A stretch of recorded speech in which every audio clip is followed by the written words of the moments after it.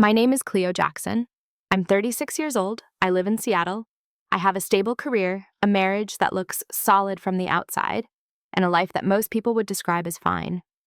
I'm the kind of woman others tend to label as easygoing, understanding, and low drama. I don't take up much space when I speak. I don't raise my voice to be heard, and I don't turn my pain into a performance. For a long time, I believed those were strengths. What I didn't realize until much later was how easily those qualities can turn someone invisible. If you had met me before the story began, you might have thought I was lucky. A successful husband, a calm relationship, no public arguments, no messy scenes. I was the woman who kept things smooth, the one who noticed discomfort before it surfaced and quietly absorbed it so no one else had to. And somewhere along the way, that silence stopped being mutual. This isn't a story that begins with betrayal in the obvious sense. There was no affair revealed, no cruel words spoken in anger, no dramatic confrontation in a crowded room. The moment that changed everything was almost unremarkable on the surface. My husband ignored me throughout our wedding anniversary dinner until I stopped pretending everything was fine. I didn't storm out. I didn't accuse him. I didn't demand attention. I simply stopped compensating for his absence. And that's when I understood something I had been avoiding for years. Some silences say more than words ever could. This story isn't about revenge. I'm not here to embarrass anyone or rewrite the past to make myself look heroic. My husband wasn't a villain in the way people expect. He wasn't loud or cruel or intentionally malicious. And that's precisely why this went unnoticed for so long, by others and by me. This is a story about emotional neglect that arrives quietly, about how being understanding can slowly turn into being taken for granted, about how people grow comfortable with your presence without ever really seeing you. What follows is not dramatic in the traditional sense. There are no explosive arguments, no sudden transformations, no miracles. What happens instead is slower and far more permanent. I'll tell you what it feels like to realize you've become optional in your own relationship, what it means to choose restraint instead of confrontation, and how power can exist without volume, without threats, without spectacle. This is a calm story, a reflective one. I'm not asking for your sympathy, I'm offering honesty. If you've ever sat across from someone who claimed to love you and felt strangely alone, if you've ever wondered whether staying quiet was strength or self-erasure, then maybe this story isn't just mine. Before we go any further, let me ask you one gentle question. Can you remember the moment you realized you weren't being listened to anymore and chose not to say anything about it? Before I became the woman who noticed the silence, I was the woman everyone relied on to keep things steady. To my husband, I was dependable, predictable in the best way. The person who remembered dates, managed details, and smoothed transitions. I wasn't the source of excitement or challenge in his life. I was the infrastructure. The part that worked so consistently faded into the background. To our friends, I was easy, not demanding, not sensitive, not someone you had to tiptoe around. I laughed at jokes that landed a second too late. I let small comments slide. I never corrected anyone in public. I was the woman people felt comfortable interrupting, because I would pause and let them. At work, it was similar. I was the one who absorbed pressure quietly, who fixed problems before they escalated, who stayed late without announcing it. People trusted me, but they didn't necessarily see me. I was valuable without being visible. And I told myself that was maturity. I had learned early in life that being agreeable made things smoother. That restraint was safer than reaction. That if you could carry discomfort without passing it on, you were doing something right. Somewhere along the way, that belief hardened into identity. I became the woman who didn't need much. At least, that's how others described me. In my marriage, this role deepened slowly. There was no single conversation where it was assigned. It emerged through patterns: who adjusted first, who waited, who filled silences when they stretched too long. When my husband talked about his day, I listened. When I talked about mine, he listened just enough to respond politely. When his phone buzzed, he checked it. When mine did, I ignored it. Not because he asked me to, but because it felt like the considerate thing to do. I noticed these things. I always noticed. But I didn't name them, because naming them would have required me to admit something uncomfortable, that my needs were becoming optional, and I was the one allowing it. From the outside, we looked balanced. We didn't fight much. We didn't air grievances in front of others. People told us we were solid. They said we were lucky to have avoided the drama so many couples fell into.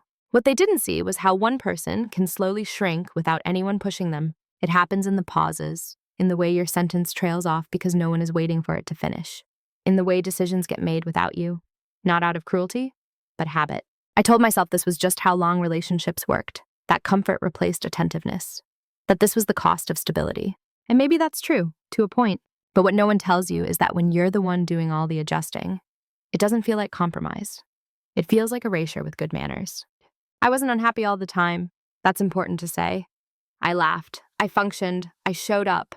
But there was a low, constant hum beneath everything, a sense that I was present without being central. Like furniture, you don't notice until it's gone. If someone had asked me then whether I felt unseen, I would have said no. I would have defended my husband.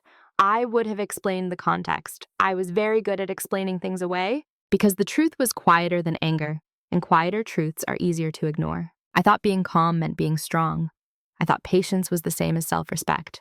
I thought silence kept the peace. I didn't yet understand that peace, when only one person is maintaining it, isn't peace at all. It's just absence, carefully maintained. And that was who I was to them. Useful, reliable, quiet, present, but increasingly invisible. The first moment didn't feel important at the time. That's what makes it dangerous. It wasn't a fight. It wasn't even an argument. There was no raised voice, no insult sharp enough to quote later. If I described it to someone else, they might have shrugged and told me I was overthinking it. And for a while, I believed that too. We were at a small gathering, nothing formal, just friends, food, conversation flowing in loose circles. I remember sitting beside my husband, close enough that our arms touched when we shifted. Someone asked a question about an upcoming trip we were planning together. He answered, "Not we, not us, he." He described the plan as if I weren't sitting there, as if the decisions had been made in isolation, as if I were an accessory to the story, not a participant in it. I waited for the correction that never came. It was subtle, almost elegant in its dismissal, and everyone else moved on without noticing. The conversation kept its rhythm. Laughter followed, glasses clinked. The moment passed. But something in me stayed alert. I smiled. I always smiled. I nodded at the right places. I let the subject change without redirecting it. From the outside, nothing was wrong. From the inside, a small fracture had formed. What struck me wasn't just that he spoke over me. It was how natural it felt to him. How effortless. As if my presence didn't require acknowledgement. Later that night, I replayed it quietly. Not with anger, but with curiosity. I asked myself if I had imagined the weight of it. Maybe I was just sensitive. If correcting him would have made things awkward. I told myself it wasn't worth bringing up. That became my standard. There were other moments after that. Small ones. Easy to dismiss individually. He would make a decision and inform me afterward. He would interrupt me mid-sentence, not rudely, just efficiently. He would respond to my thoughts with solutions before I finished explaining the problem. Each time I adjusted, I spoke faster. I edited myself. I chose my moments more carefully. No one ever said, "You don't matter." They didn't have to. Because the message arrived in repetition, not a declaration. What made it harder was that he wasn't unkind. He wasn't trying to diminish me. If I had confronted him then, I believe he would have been genuinely confused. He might have said he didn't realize. He might have apologized. And that possibility kept me quiet. Because how do you explain a feeling that hasn't fully formed yet? How do you articulate the ache of being gradually bypassed? So I did what I'd always done. I minimized myself to preserve the atmosphere. I convinced myself that being understanding was the higher ground, that this was just a misalignment, not a pattern. But the body remembers what the mind tries to smooth over. I started noticing how often I waited to speak, how rarely I finished a thought uninterrupted, how quickly my opinions were absorbed and restated as if they had originated elsewhere. No one reacted. No one corrected him. And I learned something quietly devastating in those moments. When you don't defend your presence, others learn how far they can go without resistance. That first small cut didn't bleed. It didn't scar immediately. It just taught the room something about me. That I would stay pleasant, that I would stay quiet, that I would make it easy. And once a role like that is learned, it doesn't stay small for long. Disrespect rarely announces itself. It settles in like background noise, low enough that you only notice it when the room finally goes quiet. After that first moment, nothing changed on the surface. That was the most convincing part. There was no escalation dramatic enough to justify an alarm. Life continued. Dinners were cooked. Plans were made. We laughed at the same shows. From the outside, our marriage looked uninterrupted. But internally, I began adapting in ways I didn't yet recognize as loss. I learned to anticipate interruption. When I spoke, I compressed my thoughts into shorter sentences, hoping to land the point before someone else redirected the conversation. When I had something important to say, I waited for what felt like the right moment, a moment that rarely arrived. And when it didn't, I told myself it was fine. This is how normalization works. You don't wake up one day accepting less. You simply stop noticing what you're giving up. My husband started making assumptions aloud, not in a controlling way, just with confidence. He'd say, "You won't mind if we," and continue before I answered, or, "You're okay with that, right?" after the decision had already been made. I nodded more than I spoke. I told myself I was choosing peace. My flexibility made our relationship stronger. That love meant accommodation, and maybe, in healthy proportions, it does. But what I was practicing wasn't accommodation. It was a disappearance. The strange thing was how rarely I felt angry. That surprised me. Instead, I felt distant, like I was watching myself from slightly above, noticing my own retreat without intervening. I'd catch myself rehearsing conversations in my head, things I could say, ways I could explain how I felt. Then I'd discard them, not because they weren't valid, but because they felt inconvenient, too heavy, too likely to disrupt the calm I had worked so hard to maintain. At gatherings, I became the listener. People spoke to me more than with me. My husband would tell stories I had lived alongside him, narrating them with small inaccuracies I chose not to correct. I smiled through those too, because correcting him would have required me to step into visibility. And by then, I wasn't sure how to do that without feeling like I was asking for too much. What I didn't realize was that by absorbing these moments quietly, I was teaching everyone, including him, how to treat me. There's a particular kind of loneliness that comes from being surrounded by people who assume you're fine. It's not loud. It doesn't ache sharply. It just dulls your edges. I still functioned. I still performed my roles well. But I stopped sharing parts of myself that felt fragile. I stopped offering thoughts that might require space. Not because no one cared, but because no one was making room. And when no one makes room for you, you either demand it or shrink. I chose shrinking. I rationalized it endlessly. I told myself relationships go through phases, that this was temporary, that he was stressed, that I was being too sensitive. I became fluent in excuses that protected everyone except me. The most dangerous lie I told myself was this: if it really mattered, I would say something. But that ignores how power actually works in relationships.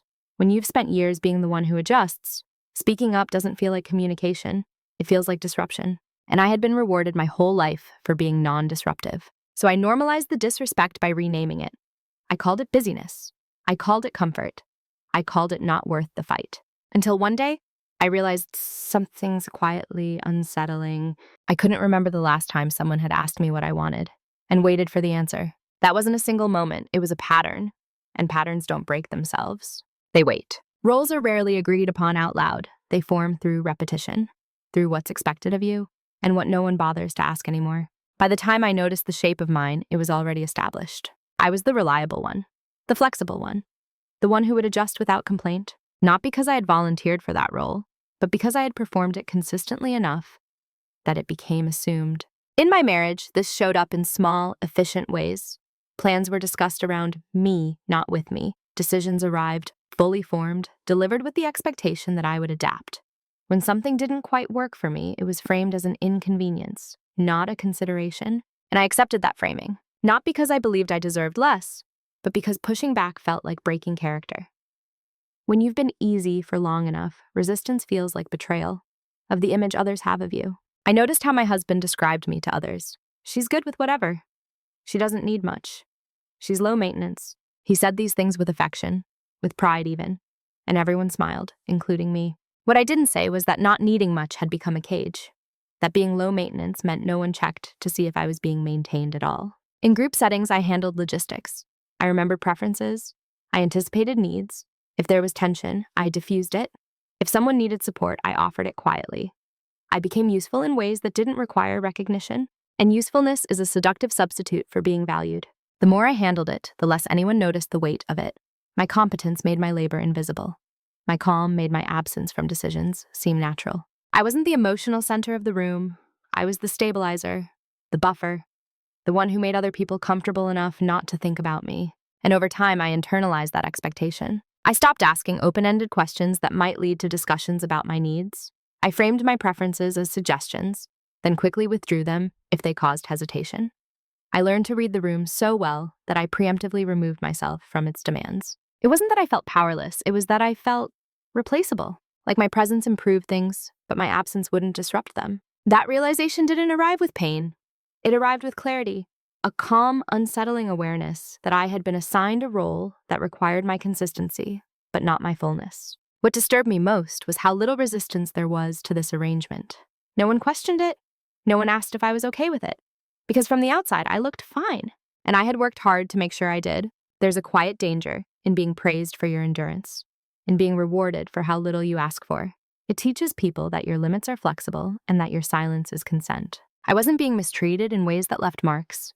I was being managed, positioned as the background constant in a life that moved forward without consulting me. And I had helped build that position. That's the part that took the longest to admit, because recognizing your role also means recognizing your participation in it. I wasn't invisible because no one could see me.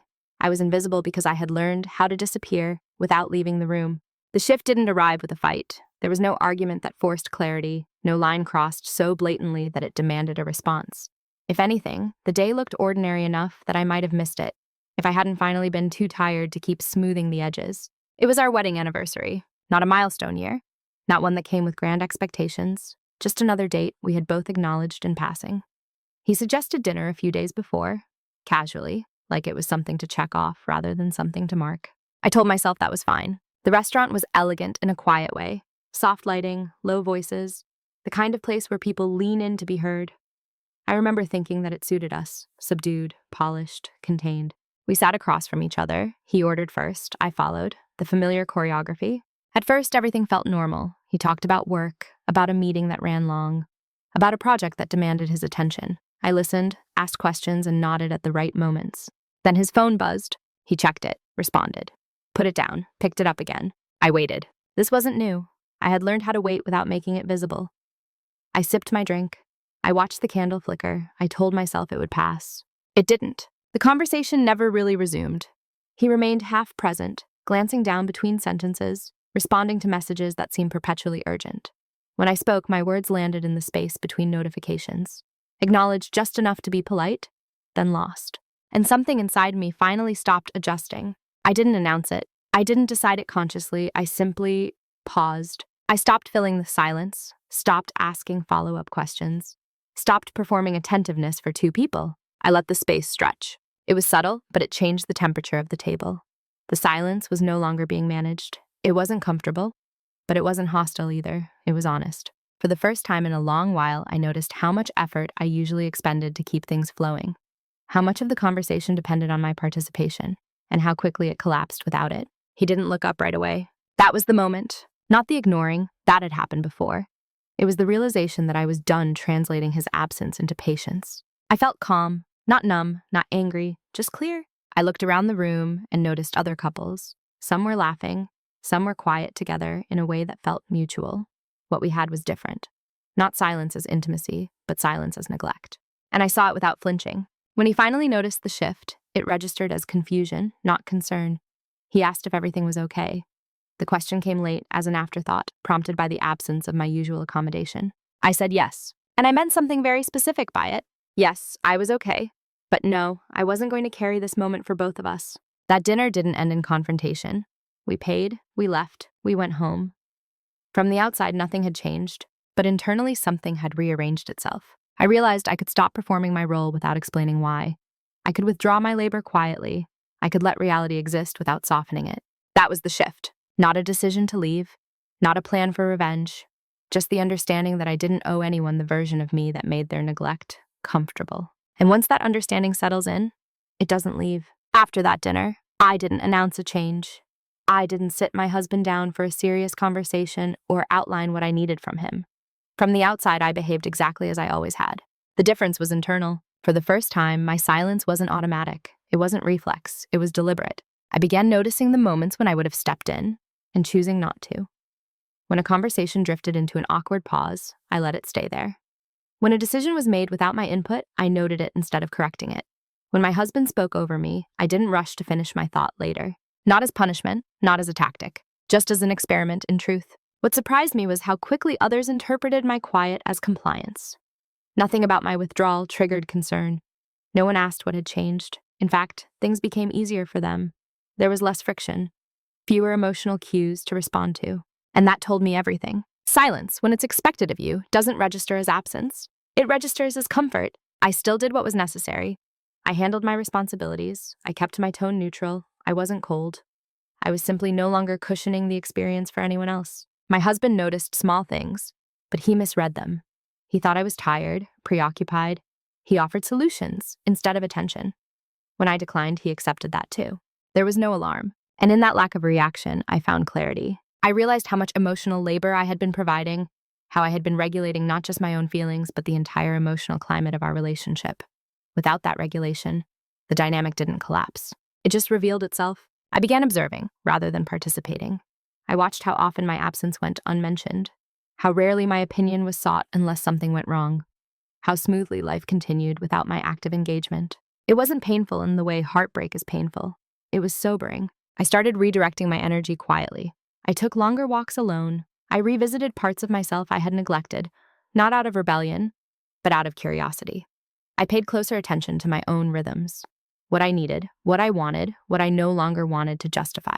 Silence became a boundary, not one I declared, but one I enforced by no longer overextending. And boundaries, when they're quiet, confuse people. They're accustomed to resistance being loud. They don't know how to respond when someone simply stops offering themselves. My husband occasionally asked if something was wrong. Each time, the question carried an expectation that the answer would be brief and reassuring. I answered honestly, but selectively. "I'm fine," I said, and I was, because fine no longer meant unchanged. It meant I had stopped betraying my own perception. It meant I trusted what I was seeing. It meant I didn't need his recognition to validate the shift happening inside me. Silence, chosen, has a different texture. It isn't hollow. It's dense with intention. It holds things. And what it held for me was the space to prepare, without anyone noticing that preparation had begun. What they never noticed was not a sudden change, but a reallocation. While everything appeared the same on the surface, my attention had shifted direction. I was no longer investing it outward by default. I had begun bringing it back, slowly, methodically, without announcement. People assume preparation looks dramatic, like late nights fueled by anger, or decisive moments marked by urgency. What mine looked like was quieter, almost boring, which is why it went completely unseen. I started paying closer attention to patterns instead of moments. Not what was said, but when it was said. Not what was promised, but what was repeated. Not how things were explained, but how often I was expected to adapt. I documented nothing out loud. I kept no visible record. Everything lived in my awareness. I noticed how decisions flowed in one direction, how my contributions were absorbed and redistributed without attribution. My presence was expected, but my input was optional. At the same time, I turned inward. I reviewed my finances, not out of suspicion, but responsibility. I made sure I understood what I had access to, what I had built, and what existed independently of my marriage. I updated the documents. I consolidated accounts that were mine. Quiet maintenance, the kind no one questions. I also began observing myself.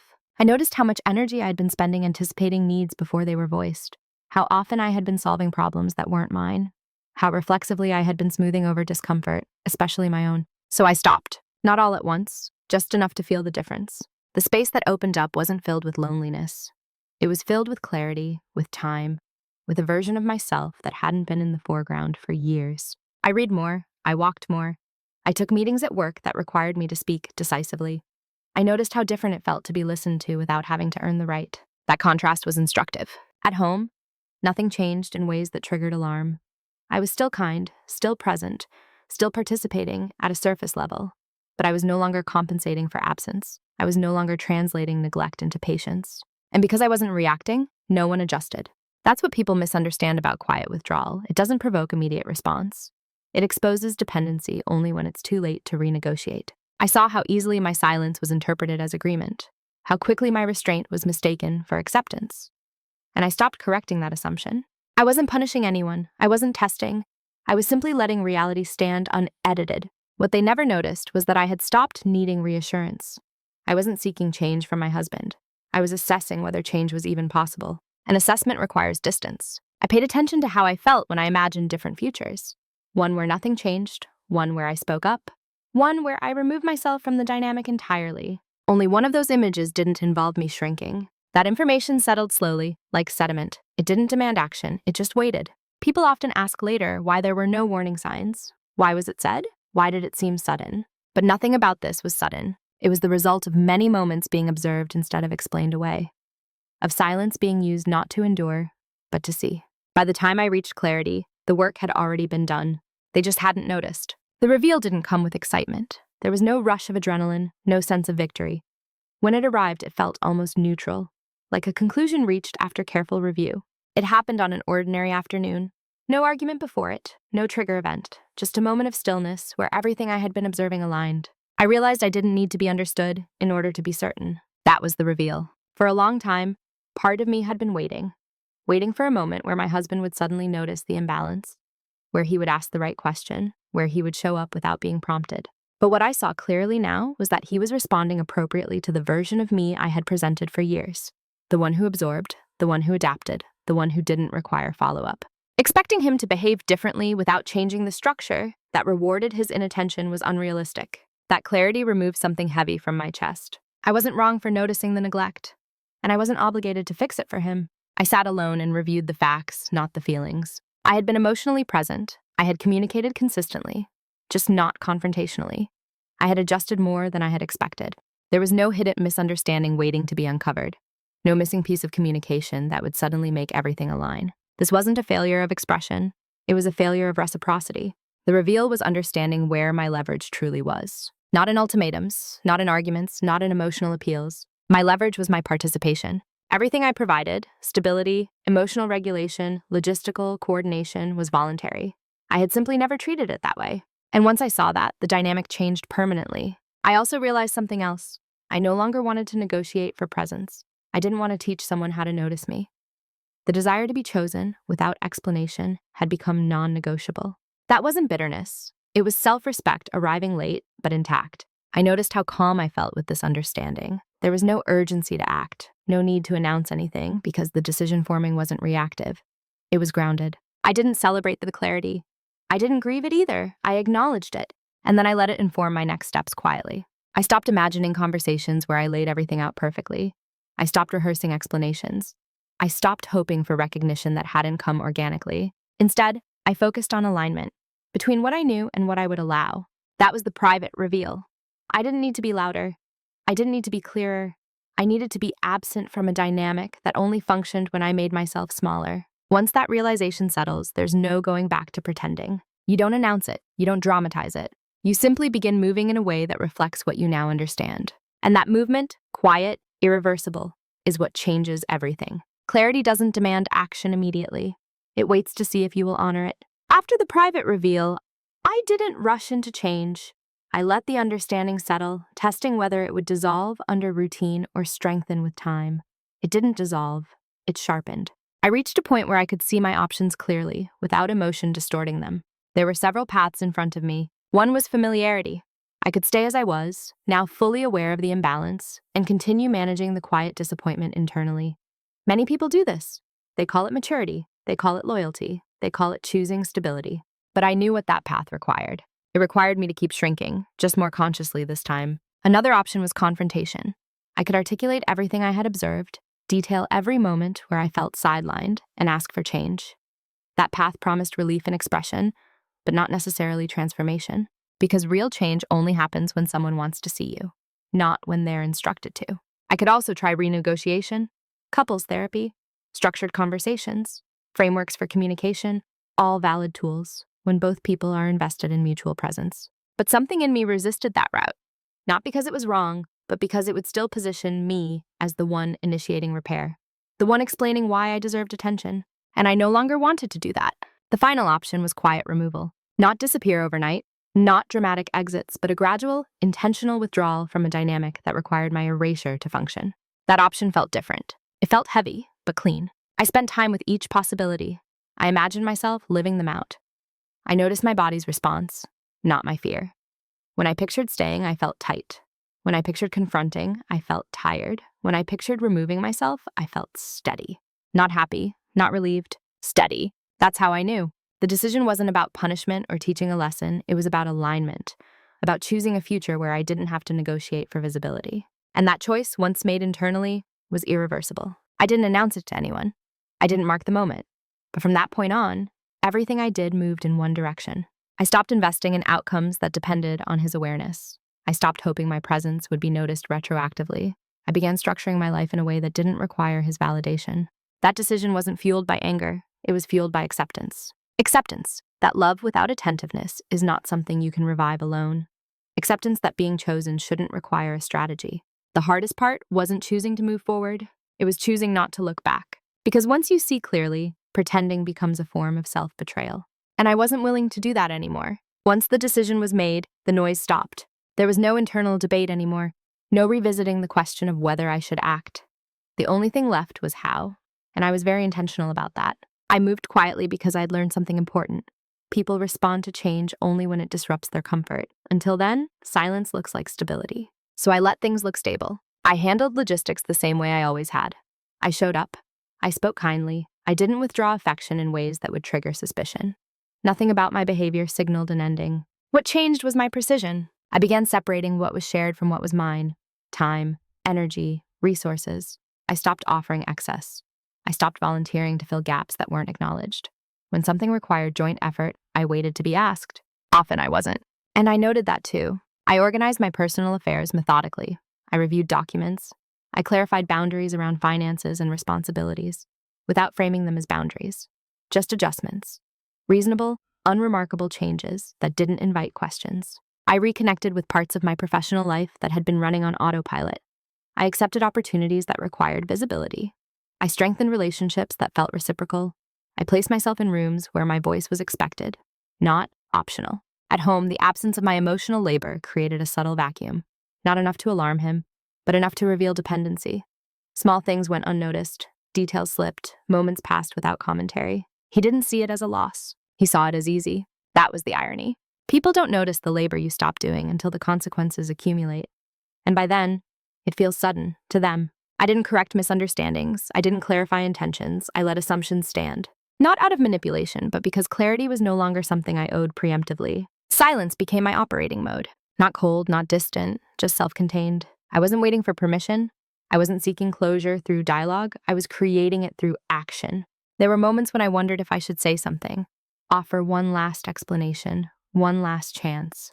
But every time I imagined that conversation, I saw myself shrinking again, softening, over-explaining, and I didn't want to be understood at the cost of being intact. So I moved forward without narrating. That's what moving in silence really is. Alignment without announcement. By the time the shift would become visible to anyone else, the outcome would already be decided. And that was the point. The consequences didn't arrive as chaos. They arrived in confusion. At first it was subtle, too subtle to be traced back to me. Things didn't break. They simply stopped flowing the way they used to. Small efficiencies disappeared. Moments that once felt seamless required effort. My husband noticed delays before he noticed the absence. He would ask where something was, or why a plan hadn't been finalized, or when a detail had changed.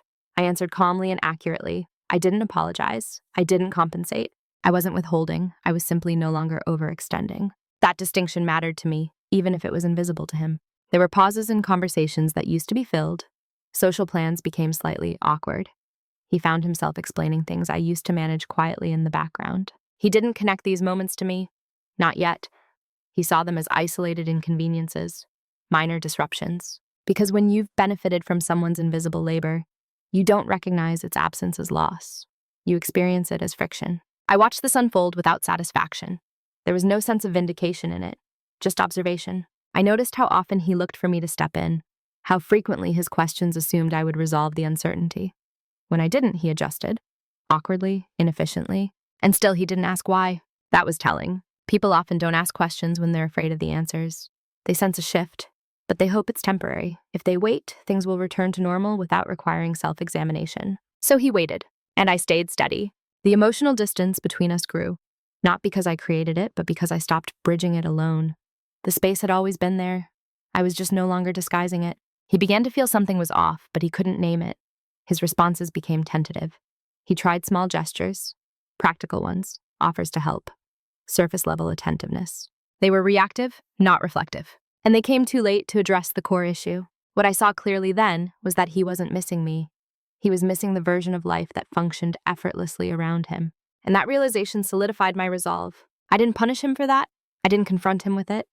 I accepted it as information. Information that told me the consequences were no longer theoretical. They were unfolding in real time. The dynamic we had relied on was changing shape. And because it had been built quietly, its unraveling was just as quiet. He felt the loss before he understood it.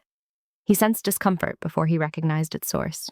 And by the time he would be ready to ask the deeper questions, the answers would already be beyond negotiation. The shift from confusion to panic doesn't happen all at once. It happens when small disruptions stop being explainable and start feeling personal. That was when he began trying to fix things. At first, it looked like attentiveness. He asked how my day was, but not in passing. He waited for the answer. He suggested dinners, weekends away, and conversations that felt like checklists for reconnection. If this had happened earlier, it might have mattered. But timing is part of meaning. What I noticed immediately was that his urgency wasn't rooted in understanding. It was rooted in loss of control. The life he had grown accustomed to was no longer functioning smoothly, and he was trying to restore it. Not by examining the structure, but by patching the surface. He said things like, "We should talk more," and "I feel like we've been distant lately." He framed the problem as mutual drift, as something that had just emerged. I listened. I didn't contradict him. I didn't correct the narrative, because correcting it would have required me to re-enter the role of emotional translator, and I was done doing that. The gestures escalated. He became more present in visible ways. He paid attention when others were watching. He offered reassurance without being asked. But presence offered under pressure doesn't feel like presence. It feels like maintenance. I noticed how his efforts came in bursts, intense, then inconsistent, how they faded when immediate discomfort eased. That pattern confirmed what I already knew. He was responding to consequences, not comprehension. And comprehension was the only thing that could have changed anything. By then, my internal decision had already reshaped my boundaries. I wasn't angry. I wasn't closed off. I was simply no longer open to negotiation about my worth. He sensed that something fundamental had shifted, that I wasn't waiting for him anymore, and that unsettled him more than any argument would have. He asked me directly if I was unhappy. I said no. And again, I meant it, because unhappiness implies a desire unmet. I was past desire. I was in acceptance. That was the moment it became too late. Not because he didn't care, but because care without awareness arrives after the window for repair has closed. You can't rush presence into existence. You can't retrofit attentiveness. And you can't rebuild intimacy with urgency alone. He was trying to save something without understanding what it was, and I was no longer willing to explain it. That's when panic sets in. Not loudly, but internally. When the usual tools stop working. When reassurance no longer reassures. When effort no longer earns access. I could see it in his posture, in the way he watched me when he thought I wasn't paying attention, in the hesitation before he spoke. He felt the distance hardening, and I felt bitter. Because by the time someone tries to fix what they never noticed breaking, the person who is breaking has already learned how to stand without them. The confrontation didn't happen the way people imagine confrontations should. There was no raised voice, no list of grievances, no emotional overflow that demanded release. By the time the conversation came, all of that had already passed through me and left. We were sitting at home in the quiet that had become familiar. He asked if we could talk. His tone carried the weight of someone bracing for impact. I didn't feel the need to brace. He spoke first. He said he felt me pulling away. He said he didn't understand when it started or why. He said he was trying, that he felt like he was losing me. I listened without interrupting. When he finished, he waited, for reassurance, I think, for correction, for me to soften the moment by taking responsibility for his confusion. I didn't. I told him the truth, but I didn't tell it loudly. I said that nothing sudden had happened, that I hadn't changed recently. I had changed gradually in response to years of being unnoticed. I said I had tried to be patient, understanding, and flexible, and that somewhere along the way, I stopped feeling chosen. I didn't accuse him. I didn't list examples. I didn't argue the details. I spoke in general terms because the specifics no longer mattered. He tried to explain. He said he didn't mean to hurt me, that he hadn't realized. He thought everything was fine because I never said otherwise. I nodded, because that was true, and it was also the problem. I told him I didn't blame him for responding to the version of me I had shown him, but I could no longer be that version, not without losing myself. There was a pause then, a long one, the kind that usually makes people rush to fill it. I let it stay. He asked if there was anything he could do now. That was the hardest question, because the honest answer wasn't dramatic, it was simple. I said I didn't want to rebuild something that had required me to disappear to survive. I said I didn't want to teach someone how to notice me. I wanted to be with someone who already did. He asked if that meant I was leaving. I told him I was already gone from the role I used to play. What happened next wasn't explosive. It was quiet, heavy, real. He didn't argue. He didn't beg. He looked like someone finally seeing the cost of something he had assumed was free, and I felt compassion for him and for myself. But compassion isn't the same as reversal. I wasn't cold. I wasn't cruel. I was calm. And calm can feel devastating when someone is hoping for negotiation. The conversation ended without resolution. Not because it failed, but because resolution had already been reached internally. We sat there for a while after. The air between us felt different, not tense, but final. That was the confrontation. Not a battle, a confirmation. And once it happened, there was nothing left to explain. Who I am now is not the opposite of who I was before. I didn't become louder, sharper, or more demanding. I didn't trade silence for noise or patience for bitterness. I became precise. I still value calm. I still listen carefully. I still choose my words instead of throwing them. But I no longer offer myself by default. I no longer mistake endurance for love. The biggest change is internal. I trust my perception now. When something feels off, I don't rush to explain it away. I don't translate neglect into busyness or dismissal into misunderstanding. I let what I observe inform how close I allow someone to be. That alone has changed everything. I've learned that presence isn't something you negotiate for after the fact. It's something that exists or doesn't. And when it doesn't, no amount of patience will manufacture it. I don't carry resentment toward my husband. What I feel is clarity. I see him as someone who benefited from a dynamic he didn't question. And I see myself as someone who allowed that dynamic to persist longer than it should have. Both of those things can be true without assigning villainy. My life now feels quieter, but fuller. Not because there's less happening, but because what happens involves me. I choose where my energy goes. I invest in relationships where my presence is not just accepted, but valued. I notice how differently people respond when you don't over-explain, when you don't rush to smooth over discomfort, when you allow silence to do its work. Some people drift away, others step closer. Both outcomes feel honest. I no longer fear being misunderstood by people who were never truly listening. I don't correct assumptions that diminish me. I let them belong to the people who hold them. There's strength in that restraint. I've also learned something about timing, about how change that comes late can still be meaningful if it's real. I didn't leave in anger. I didn't demand recognition. I simply stopped offering access to parts of myself that weren't being honored. That decision didn't make me lonely. It made me intact. I still believe in partnership. I still believe in commitment. But I now understand that commitment without attentiveness is just a habit, and habit is not enough to build a life around. Who I am now is someone who notices when she's shrinking and steps back before it happens. Someone who values reciprocity more than harmony. Someone who understands that being easy to live with should never mean being easy to overlook. And if that means fewer people in my life, so be it. I'd rather be fully present in fewer places than invisible everywhere. There's a quiet myth we're taught about love, that if you endure long enough, if you stay patient enough, if you don't ask for too much, things will eventually balance themselves out. They don't. What actually happens is simpler and harder to accept. People treat you the way your presence teaches them to. Not because they're cruel, but because comfort dulls awareness. And silence, when it's constant, gets mistaken for consent. This story isn't about a villain. It's about a dynamic. About how emotional absence can exist in relationships that look stable. About how neglect doesn't always arrive as harm. It often arrives as familiarity. My husband didn't wake up one day and decide to ignore me. And I didn't wake up one day and decide to leave. What happened between us was built slowly, through habits that felt harmless at the time. That's why this story matters. Because most people don't leave when they're angry. They leave when they're clear, and clarity is quiet. The most important lesson I learned wasn't about marriage. It was about self-trust, about listening to the discomfort that doesn't scream, about respecting the part of yourself that notices patterns before they become unbearable. I learned that staying calm doesn't mean staying silent forever, that being understanding doesn't mean being endlessly accommodating, and that dignity doesn't require an audience. Some silences really do say more than words ever could. Mine said, I see what's happening now, and once you see, you can't unsee. If you take anything from this story, let it be this. You don't have to make noise to matter, but you do have to notice when your quiet is being used to make others comfortable at your expense. Love that requires you to disappear is not love that can grow. And leaving, whether emotionally, psychologically, or physically, is not a failure when staying would mean erasing yourself. I didn't end this chapter with rage. I ended it with alignment, with my actions matching what I knew to be true. That kind of ending doesn't feel dramatic. It feels honest. And sometimes, honesty is the most powerful form of closure there is. Before I go, I want to leave you with one question.